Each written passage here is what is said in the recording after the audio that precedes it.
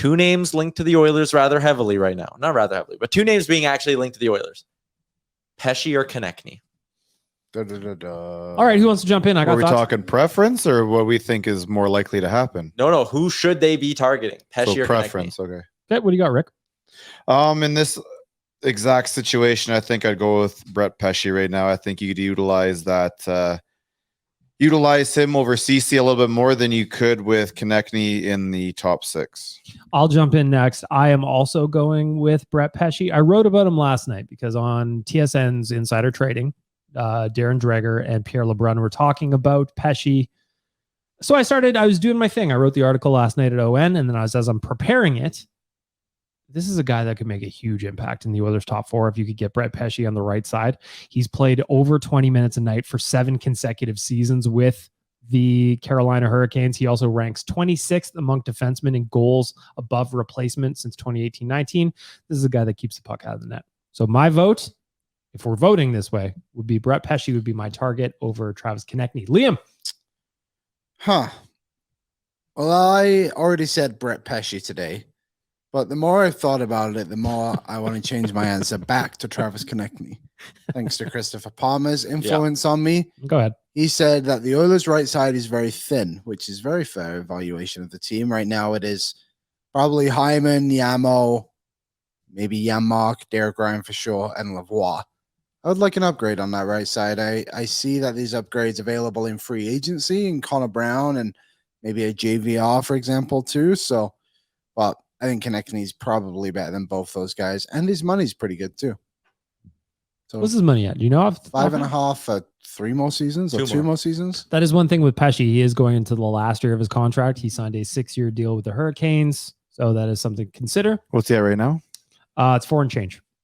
Yeah, I was listening on the radio on the way in today, and they were saying that he'll probably be at between 5 and 6. So you're almost looking at same type of money here for the 2 different players. Dan, what do you think? Forward or a D-man?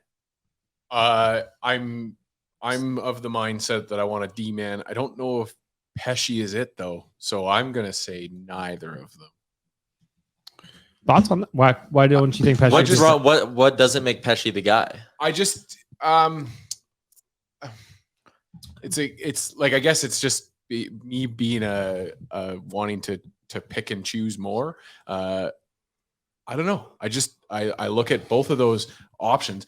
To me, you don't need a forward at all with this team right now. I know that our right side is weak, and I've seen that as an issue. But I would like us to see what we got in Lavoie first before going out and acquiring another $5 million plus winger. And then when it comes to D, I do think we need D. I just would like us to make a bigger splash than a Pesce. I don't know. I guess that's just where my mindset is there. What do you think, Tyler? I think Pesce would have an impact of like a right shot Matthias Ekholm.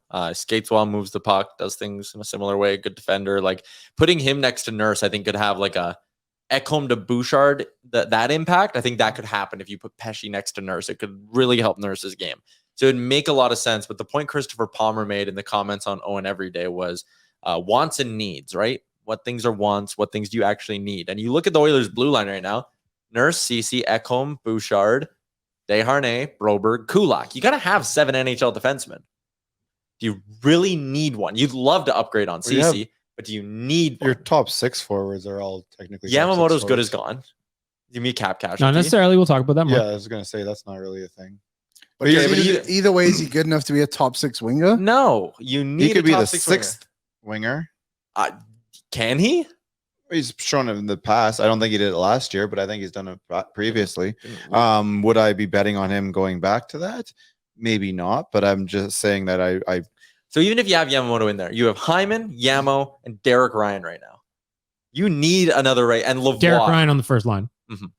If you count Lavoie in there, sure, but like probably shouldn't be banking on both one of Lavoie or Ryan being your third line winger. Should be Yamo on your third line. You have a hole at second line right wing. I think Konechny's more of a need than upgrading the blue line. Your blue line's going to be fine, I think. It might not be elite, but it's fine. So you'd rather have CC as your 4th defenseman than Yamo as your 6th forward. I mean, that's kind of what it comes down to at this day. Essentially, yeah. Right? It's a good way to look at it. I say yeah. That's fair. So you're Team Konechny then, Tyler? I'm Team Konechny.